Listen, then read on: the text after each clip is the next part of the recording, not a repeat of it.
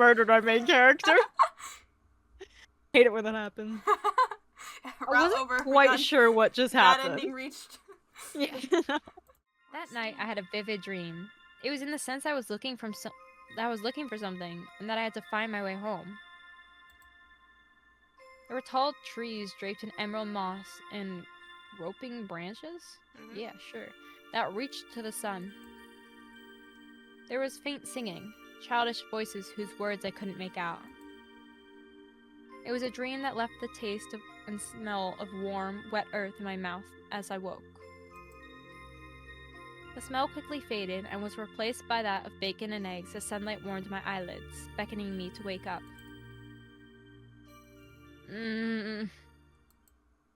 I have practice. With the, I don't want to wake up. Yep. I rolled over and snuggled deep into my blankets. Mom was already up. I could hear her downstairs talking to Dad as she cooked breakfast. The prickle of sunlight against my eyelids coaxed me out of sleep and warmed my face. Madison, I know you want to sleep in, but we still have a lot of unpacking to do. I'm up. Sort of. The last remnant of my dream faded as I staggered out of bed to my closet to rummage for something to wear. It was a dream that I'd had many times, though not for a while. With the sense of having to get home, I assumed it was a dream from when I had gotten lost in the woods. From when I had gotten spirited away, as my grandmother always called it. Being back must have dredged up some of my old feelings from back then. I glanced towards my half-open curtains. It looks a bit chilly this morning. I should probably wear something warm. This far north, it always felt like summer simply stopped abruptly, giving way to instant autumn. Yesterday when we arrived, it had been sunny with a hint of chill, but I was betting the mornings were pretty cold. Oh dear. Hey, Mom said to stop fooling around and get your butt downstairs. This is what has happened? Yeah, Bring back what I did before. What did I do? I nearly jumped out of my skin when he just walked into my room. In response, I snatched a stray sock and threw it his way. I'm getting dressed, you creep! Then shut the door. There we go. Fine! I marched across the room to slam the door in Spencer's face. Yes, do it. I threw my clothes on! Quite literally. I wrangled my curly hair into some semblance of a ponytail. Even though we never see it in the ponytail, fine. Even though she's literally not wearing a ponytail, Yeah. but okay. Not exactly the height of stylishness, but we still had unpacking to do, and Mom could be- oh, no. I don't like that. Function over fashion, or whatever. Oh, jeez Louise. I got downstairs in time to see Mom setting out the plates. First breakfast in the new house! Wow, you really went all out. Bacon, eggs, and even pancakes, and glorious, glorious coffee. Dad walked by munching on something, and Mom scowled at him. Sit at the table if you want to eat. What did I do? God. Scottish, but not. I didn't even try to do Scottish. Old, but not. Old, too busy. There we go. He reached for another piece of bacon, but she slapped his hand. He just grinned at her. As soon as she turned away, he grabbed the bacon and shoved it in his mouth, then fled the room. I rolled my eyes at them and was about to sit when Mom yanked my breakfast away ruthlessly. What? What? She pointed to several garbage bags and a box by the door. Man, what a ruthless mother. Yeah, what the heck? Uh-oh. You said you'd take them out last night and didn't. Those bags go to the bins out front and the box goes to the tool shed out back. Both of them, before breakfast. Mom, I'm hungry. I crave sustenance. I made sad, whiny noises and pawed at her for my plate. But she wasn't buying it. Spencer swung by the table and took my plate out of her hands, snatching a slice of bacon off of it and shoving it in his mouth. Like father, like son. sorry. This brat. Yeah, legit. Thanks, Mom. Looks delicious. I'm trying to hit that middle ground. I'm like going. It's hard, yeah. It's hard to keep that consistency. That's mine, just so you know. Sidled? Yes. Sidled. Yeah. Past me, holding the plate just out of reach. There's plenty of food. Take the trash out, and then you can eat. You're so mean, all of you. It was useless to argue. I already knew that. I sighed and trudged to the door, fumbling with a pair of flip-flops before picking up my poison and heading out. Alright, this I want to go to the backyard. You want to go to the backyard? Okay. Wait. You can have an opinion too. No, it's You okay. want? We're going to the backyard. I wanted to go to the backyard. Okay. We had met the neighbor across the way if we went up to the front. We'll just watch. I don't know, the backyard just felt more magical to me, okay? I hope you know that this is a cruel and unusual punishment. It's not punishment, just fulfilling obligations. Cruel. I barely got the last word out before the door slammed shut. She was big about obligations and responsibility, but it wasn't too bad, I guess. Dad was way worse. I wrangled the box back to the tool shed at the far corner of the backyard. What even is this thing? Try again. What's even in this thing? There you go. Wow. It must have been tools and stuff since I was heading to the shed. Mom should seriously just get rid of them anyway. Dad was a menace with anything sharp or connected to a power source. He was a businessman to the core, but a handyman? Not so much. Disaster always ensued the moment he got his hands on tools. I waded through the weeds to the tool shed, noting that the flower beds were still full of wilted bulbs. It needs some major cleanup. I glanced at the fairy ring when I passed it. New mushrooms had already popped up to replace the old ones Spencer kicked over. It always impressed me how fast those things can grow. I smiled to myself. The shed was bolted shut, and I wondered if anyone had tried to pry it open yet. If there are spiders in there, I will definitely scream. Me too, though. I set the box down and looked all around the bolt to check for creepy crawlies, especially those huge, intimidating orb weavers. That is such a great description, and I will be using that in the future. A door slammed at the house next over. Ooh. I glanced over instinctively, but of course the privacy fence blocked my view. Regardless, it was impossible to avoid eavesdropping on on what seemed to be two young guys talking. Yay! Okay, I got this.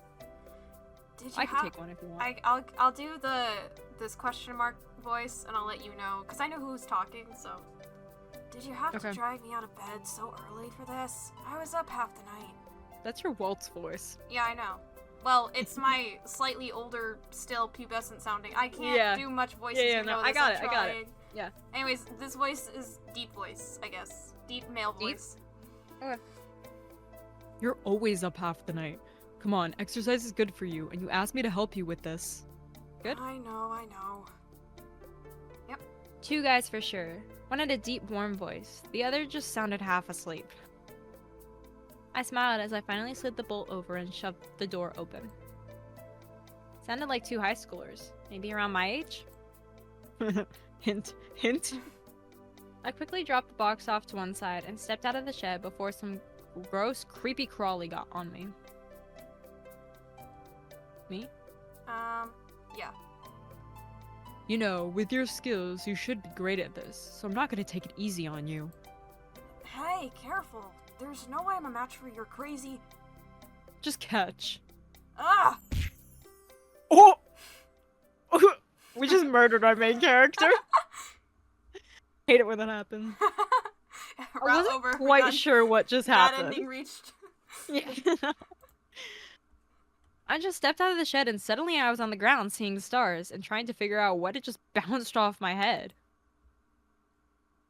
And it looked vaguely football-shaped, but who the heck throws like that? I'm just gonna assume that's me. Oh my god, are you okay? I blinked rapidly and looked around. Okay, now I'm hearing voices descend from the sky. I probably have brain damage. Up here? I don't know who's saying this. Yeah, we don't know who that is. Oh, right. Someone was peering at me over the top of the wooden fence. CG? Oh, okay. Me? You. You. Oh, dang it. Don't move, okay? I'm coming over. See, if we went to the driveway, it would have been the other guy. Oh, dang it. Of course it would have been. Yeah. Of course I'm gonna have a conversation with myself. I'm so sorry. Yep. Lots of rustling, suspicious movement later, and a huge dark-haired guy swung over a tree branch and into my yard. Wait, that's sick though. Oh, wow. Maybe it was just the blurry vision, but he was quite good looking. Before I knew it, Mr. Tall, Dark, and Attractive was kneeling over me with a worried look on his face. I'm so sorry. I didn't realize anyone would be back here, and well, my friend was supposed to catch that. He, missed. No kidding. Okay. Are you okay? I Oh, wait, felt is that hands still on my- him? Oh, I think that was still him. Oh, yeah, I think don't so. know. Because we don't know his name yet. Yeah, gosh, I I'm felt so hands sorry. on my face as the boy tried to brush my bangs aside to get a look at my forehead. My cheeks instantly heated up. I made a feeble attempt to push his hand away as they grazed the painful bump forming. I'm fine, seriously. I mean, you have a really good arm, but the stars and little birdies are fading, so I think I'll be fine. He gave me a really sweet, apologetic smile. This is definitely not how I plan to meet the new neighbors. He stood and offered me a hand, which I took to pull myself up. Well, there are worse ways to make an unforgettable first impression. Then again, given the size of the lump on my head, I may as well forget this whole thing in a few minutes anyway. Oh, that was just a... Yeah, like, I'm kidding. He breathed an almost comical sigh of relief. Short of driving my car into your house, I can't imagine how this could get much worse. I'm Danny, by the way. Are you really okay? And are you really okay? Madison, nice to meet you, and yes, I suspect the brain damage will be minimal. He's so sarcastic. I know. I'm here for it. I know. This is why I envisioned you as her. Yeah. I'm really, really sorry. Oh, okay, now it's me, I believe. That's you. Hello? Everything okay over there? Oh! He's so emo! Sorry.